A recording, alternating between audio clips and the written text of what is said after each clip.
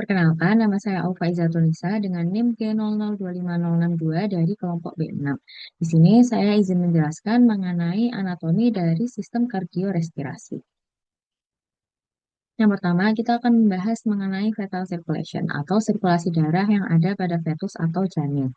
Nah, sirkulasi darah yang ada pada fetus atau janin berbeda dengan sirkulasi darah yang ada pada orang dewasa. Karena pada fetus itu masih terdapat ductus venosus, ductus arteriosus, dan juga foramen oval. Nah, ductus venosus akan menghubungkan antara vena umbilicalis dengan vena cava inferior. Kemudian, foramen oval akan menghubungkan antara atrium dextrum dengan atrium sinistrum.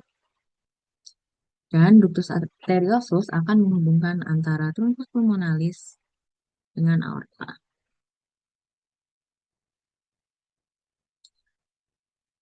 Sirkulasi darah pada fetus sendiri dimulai dari plasenta. Kemudian, darah yang kaya akan oksigen akan dibawa menuju ke janin melalui vena umbilicalis. Kemudian, dari vena umbilicalis, bagian kecil darah ada yang masuk ke sistem porta hepatis, yang kemudian akan bermuara ke vena cava inferior. Sementara, sebagian besar lainnya dari vena umbilicalis akan menuju ke ductus venosus, lalu akan bermuara ke vena cava inferior. Dari vena cava inferior, kemudian darah akan dibawa masuk ke jantung melalui atrium dextrum. Dari atrium dextrum, kemudian sebagian darah ada yang langsung menuju ke atrium sinistrum melalui foramen oval. Dari atrium sinistrum, kemudian darah akan menuju ke ventriculus sinistra, lalu akan menuju ke aorta. Nah, darah tersebut nanti akan memvaskularisasi terutama di bagian otak dan juga ekstremitas atas lainnya. Kemudian darah tersebut akan dibawa kembali lagi ke jantung melalui vena cava superior. Dari vena cava superior, kemudian darah akan kembali masuk ke jantung melalui atrium dextrum. Nah, sebagian darah yang ada di atrium dextrum tadi menuju ke ventriculus dextra. Nah, dari ventriculus dextra, kemudian darah akan dipompa menuju ke truncus pulmonalis dan kemudian akan menuju ke aorta melalui ductus arteriosus. Kemudian dari aorta, darah akan dipompa ke seluruh tubuh, lalu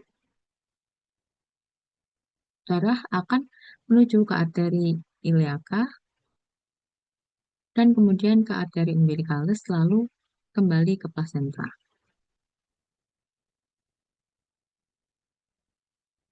Selanjutnya, kita akan bahas mengenai gangguan yang diakibatkan oleh gagal menutupnya struktur fetal setelah lahir.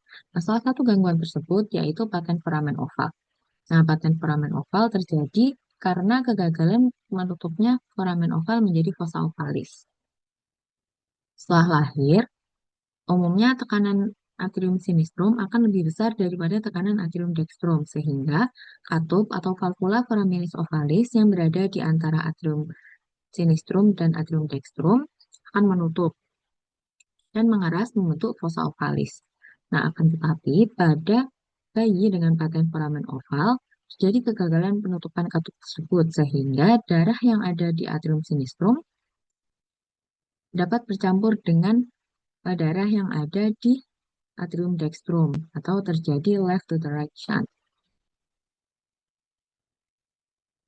Selanjutnya, kita akan membahas mengenai vaskularisasi dari jantung. Yang pertama, kita akan membahas mengenai arterinya terlebih dahulu. Nah, arteri yang memvaskularisasi jantung bercabang dari bagian aorta ascendens. Nah, aorta ascendens akan bercabang menjadi dua, yaitu arteri coronaria dextra dan juga arteri coronaria sinistra. Nah, arteri coronaria dextra akan bercabang menjadi ramus nodus SA yang akan memvaskularisasi bagian nodus SA,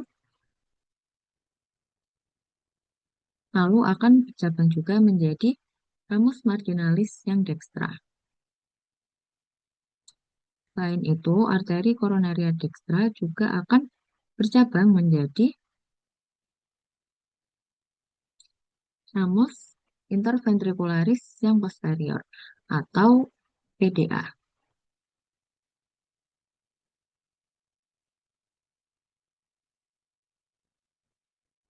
Kemudian untuk arteri koronaria sinistra sendiri akan bercabang menjadi dua, yaitu ramus interventricularis yang anterior atau LAD yang akan bercabang menjadi rami lateralis, kemudian akan bercabang juga menjadi ramus circumflexa yang akan bercabang menjadi ramus marginalis sinistra.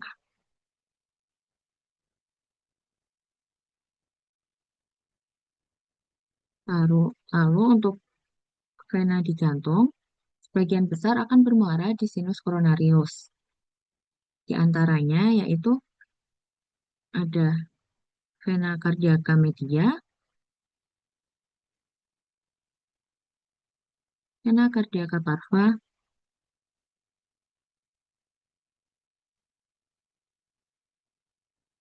dan juga vena cardiaca magna.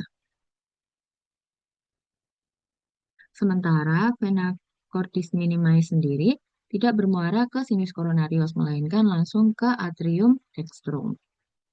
Nah, sinus coronarius sendiri nanti akan kembali ke jantung melalui atrium dextrum. Selanjutnya, kita akan bahas mengenai sinus paranasales. Nah, sinus paranasales merupakan rongga udara yang terdapat di dalam tengkorak dan berhubungan dengan rongga hidung.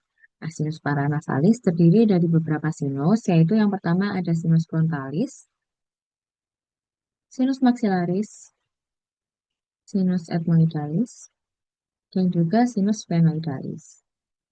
Nah, sinus paranasales ini berfungsi untuk mengurangi berat tengkorak, meningkatkan resonansi suara, sebagai penyangga terhadap trauma wajah, dan juga berfungsi untuk melembabkan dan juga menghangatkan udara yang masuk ke hidung.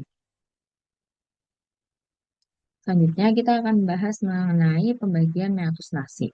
Nah, di dalam rongga hidung terdapat 3 lengkungan tulang yang akan membagi daerah tersebut menjadi 4 bagian. Nah, lengkungan tulang tersebut yang pertama yaitu concha nasalis superior, concha nasalis media,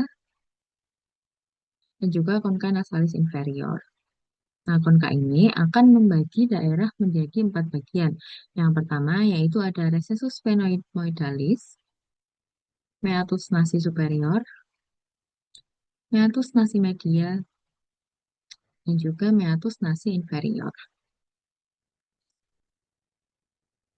Di dalam recessus sphenoidalis terdapat muara dari sinus sphenoidalis. Lalu di meatus nasi superior terdapat muara dari selule ethmoidalis yang posterior. Kemudian di meatus nasi media terdapat beberapa bangunan. Yang pertama ada bula. Nah, bula ini menjadi muara dari selule ethmoidalis media. Lalu terdapat lengkungan yang menyerupai setengah bulan atau setengah lingkaran yang disebut hiatus semilunaris yang merupakan muara dari sinus maxillaris. Kemudian di ujung hiatus semilunaris terdapat infundibulum yang merupakan muara dari sinus frontalis dan juga selule ethmoidalis anterior. Kemudian di meatus nasi inferior terdapat muara dari ductus nasolacrimalis yang menghubungkan antara rongga hidung dengan mata. Sehingga ketika kita menangis, ductus nasolacrimalis akan mengalirkan air mata menuju ke rongga hidung. Yang terakhir kita akan bahas mengenai mengapa pada sinus maxillaris sering terjadi sinusitis. Nah, hal tersebut terutama karena letaknya. Jadi, pada sinus maxillaris, ostium atau lubang dari sinus maxillaris itu berada di atas dari rongga sinus maxillaris.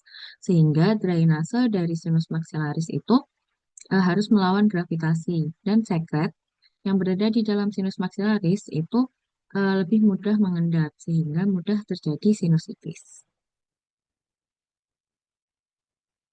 Sekian yang dapat saya sampaikan. Terima kasih.